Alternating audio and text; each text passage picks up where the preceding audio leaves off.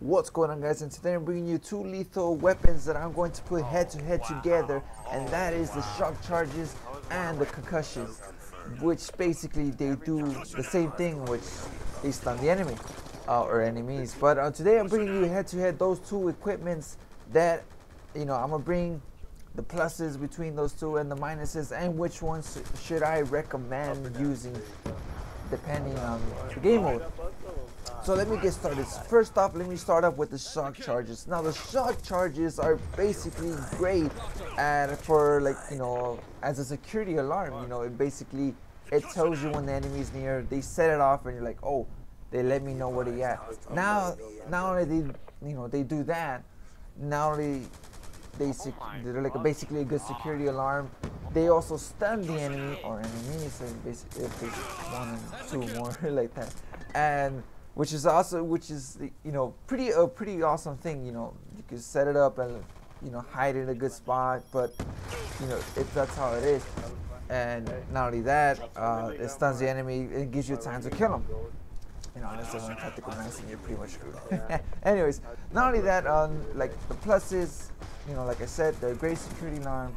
Another one is they stun the enemies, and the last one that I could think of as of right now is you could throw and you could pick it up. Basically, you could reuse it again if the enemy doesn't trip them, which is also a good plus right there. Now the downside between these this is equipment is the small proximity range. The whole the enemy has to get really close in order to set off the shock charges. Yeah, there you go. And that's basically what it is. And not only that, it takes a bit to throw. Like, I don't know what they do. Like, they do like this little animation, then you can throw it like that, and then it takes a bit unless you have like fast hands, and it just throws them like quick, which is pretty cool, in my opinion. Now another downside of this is it doesn't, basically it doesn't do anything when the enemy has equipped what's it called? Tactical mass, the perk, and basically they could just run right through it, set it off, and that doesn't even shock them or anything like that, which is basically not even like less than a second, but that's just how it is, in my opinion.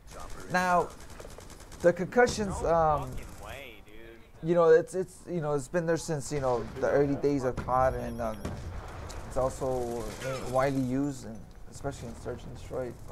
Not necessarily anymore, but things changed and all. So now they use the pluses that I thought it was. Well, of course, it stuns the enemy, of course. Not only that, another plus is when you release it, it stuns. Has a greater range, when it explodes, to stun the enemy. That's how, let's see, maybe like a few feet, maybe. But then, not only that, it also stuns the enemy longer. For some reason, when I get stunned, like really stunned, like I can't even move for like, I don't know, 5 seconds, 6 maybe tops. And I was like, oh, just kill me already. Like, I can't move for shit. So that's just pretty much it. Compared to the shock charges, maybe 1, 2, 3 seconds, and then you could move again, or I don't know, was it 2, 3? Yeah, maybe I'll say 3 seconds. I'm not sure. I haven't done the math there. Anyways, but the the minuses I can think of the concussions is that they can only be used once. Once you throw it, it's gone. That's the only thing I could come up with. And another thing is that they can't be used for security measures, like shock charges. You could actually set it up, like hide it, then you can't basically hide it,